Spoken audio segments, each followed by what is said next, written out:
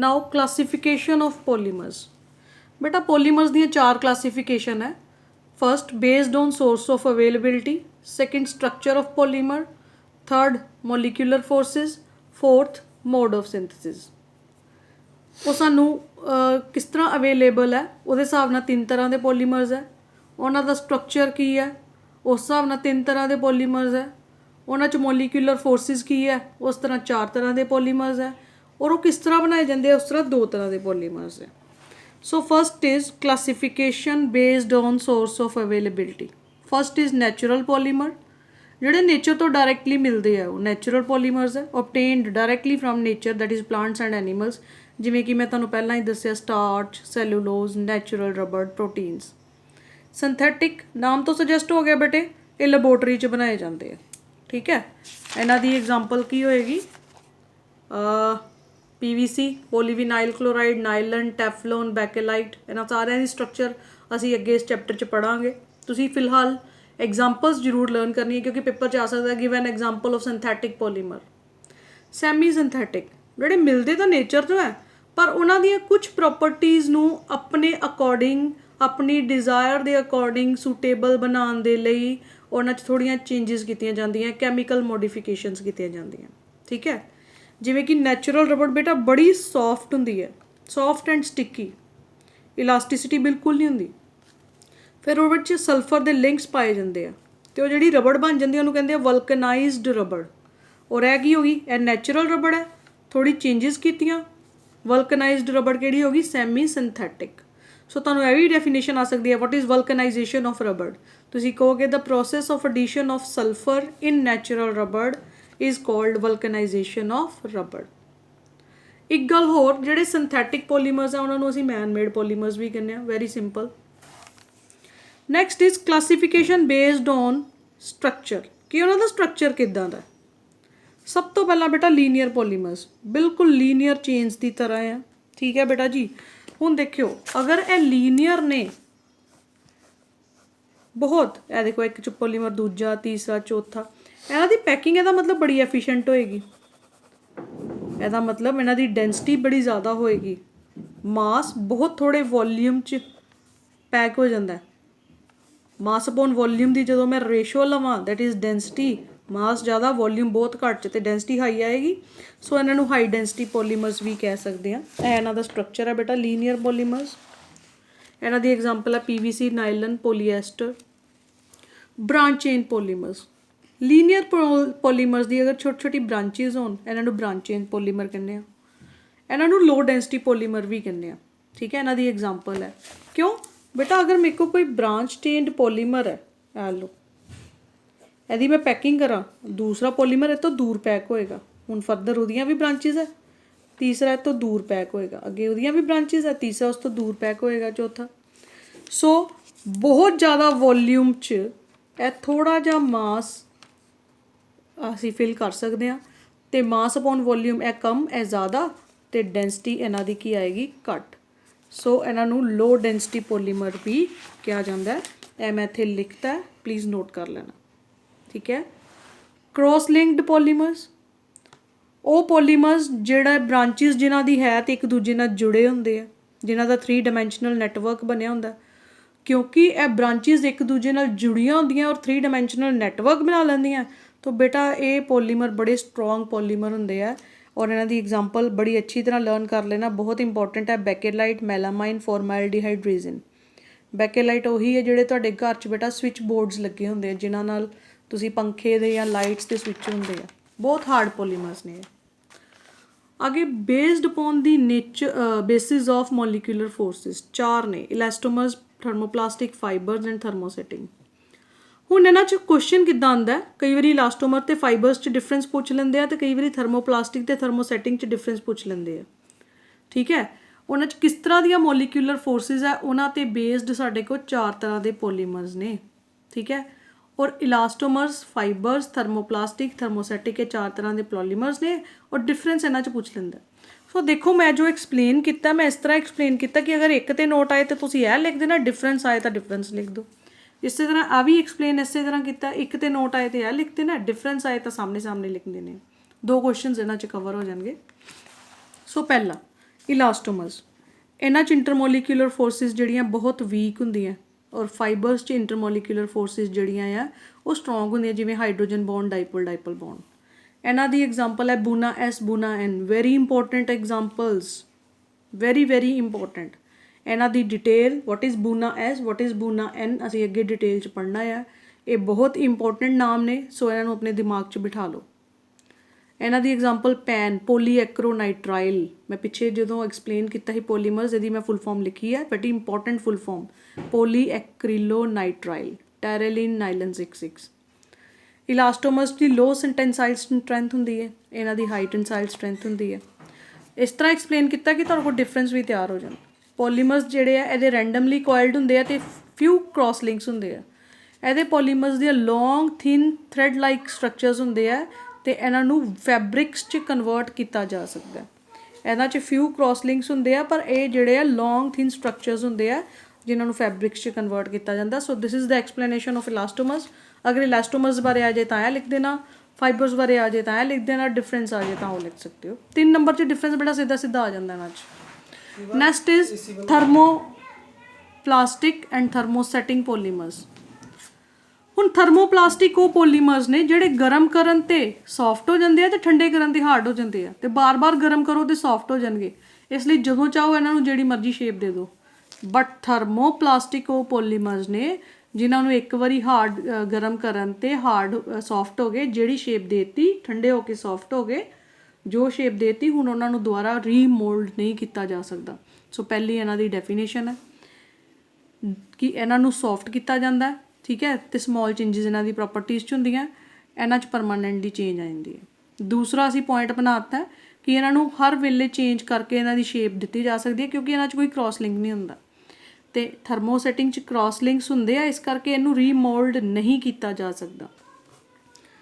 Third point of difference, ਮੈਂ examples ਲਿਖਤੀਆਂ ਦੋਨਾਂ ਦੀਆਂ, ਲਰਨ ਕਰ ਲਿਓ। ਇਹਨਾਂ 'ਚ ਇਲਾਸਟੋਮਰਸ ਅਤੇ ਫਾਈਬਰਸ ਦੇ ਇਨ ਬਿਟਵੀਨ ਮੋਲੀਕੂਲਰ ਫੋਰਸਿਸ ਹੁੰਦੀਆਂ। ਇਲਾਸਟੋਮਰਸ 'ਚ ਬਹੁਤ ਵੀਕ ਹੁੰਦੀਆਂ, ਫਾਈਬਰਸ 'ਚ ਥੋੜ੍ਹੀਆਂ ਸਟਰੋਂਗ ਹੁੰਦੀਆਂ, ਲੇਕਿਨ ਥਰਮੋਪਲਾਸਟਿਕਸ 'ਚ ਇਲਾਸਟੋਮਰਸ ਤੋਂ ਜ਼ਿਆਦਾ ਅਤੇ ਫਾਈਬਰਸ ਤੋਂ ਘੱਟ।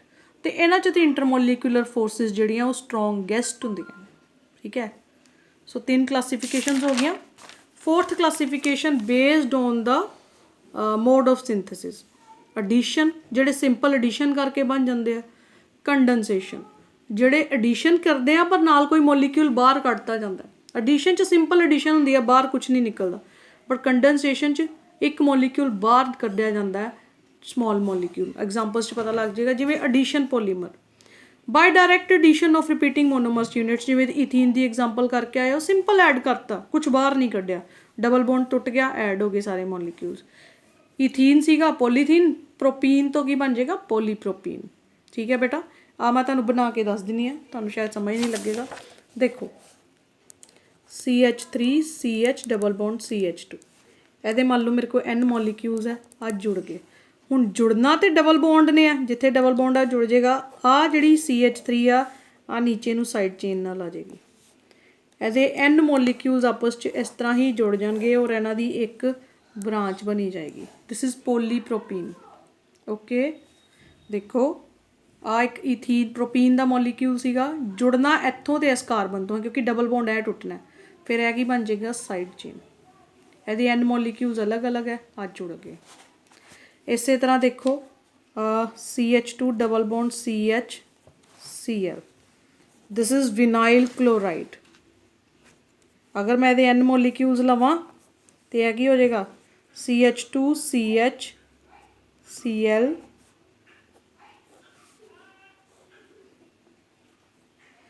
ਪੋਲੀਵਿਨਾਈਲ ਕਲੋਰਾਈਡ PVC।